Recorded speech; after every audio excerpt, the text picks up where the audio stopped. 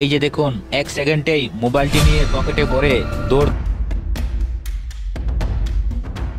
সন্ধ্যা নেমে আসলেই তাদের এই কিছু সুযোগ কাজে লাগায়। দেখে মনে হতে পারে দোকানের পাশেই হাঁটছে একজন ভদ্রলোক, কিন্তু বিষয়টা এমন নয়। সুযোগ পেলেই মোবাইল নিয়ে দৌড় দিবে। আপনারা সিসিটিভি ফুটেজটি খেয়াল করুন, যেখানে অনেকক্ষণ ধরেই বোঝা যাচ্ছে ছেলেটা এখানে আনাগোনা করতেছে, কিন্তু যেখানে মোবাইল ফোনটি রয়েছে হয়তোবা তার টার্গেটটা এখানেই। তার প্রথমের অবস্থা দেখুন, যেখানে টেবিলের উপর হাত রেখেছে, কেননা তার টার্গেট হলো মোবাইলটি। কারণ মোবাইলটি নিয়ে দৌড় দিবে। যখনই আপনারা দেখবেন তার অবস্থা কি হয়।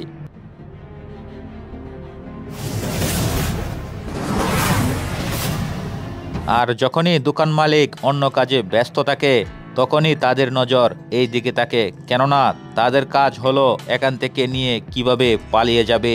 বিষয়টা অন্য কেউ দেখলেও হয়তোবা বুঝতে পারবে না, কারণ সে এমন একটা ভাব ধরবে, আশেপাশের লোকজন মনে করবে হয়তোবা কোনো লোকের অপেক্ষায় সে করছে।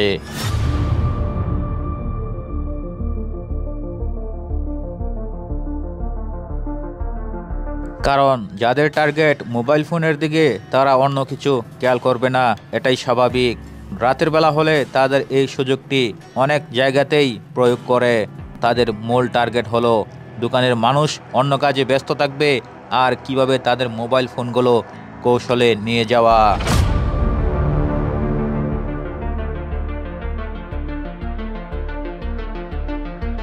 আমরা একটা বিষয় খেয়াল করলাম, মোবাইলটা সে হাত দিয়ে কিন্তু এখানে ধরার চেষ্টা করছে, কিন্তু হয়তোবা কোনো মানুষ আসছে তার কাছে, যেখানে সে হাতটি এখান থেকে ছেড়ে দিয়ে অন্য জায়গায় অবস্থান করছে, কিন্তু তার টার্গেট হলো এই মোবাইলটি এখান থেকে কিভাবে নিয়ে যাওয়া।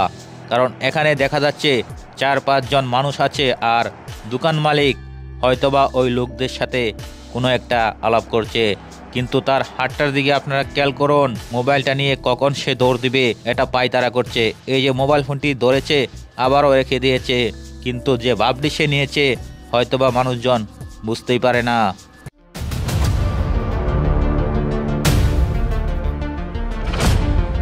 আর তারা যখন এইভাবে দোকানের সামনে ঘোরাঘুরি করে তখন আপনারা খেয়াল করে দেখবেন তাদের মুখ, চোখ, নাক সবকিছুই ঢাকা রাখে, কারণ হয়তোবা আপনারা দেখলে তাকে চিনতে পারবেন।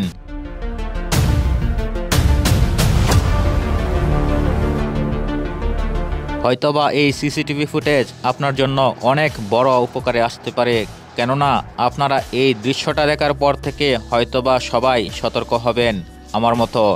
কারণ এইভাবে মোবাইলটি নিয়ে যাবে, এখানে যে মানুষগুলো আছে কেউই বুঝতে পারলো না, চোখের সামনে থেকেই এইভাবে হাত দিয়ে মোবাইলটিকে নিয়ে দৌড় দিবে।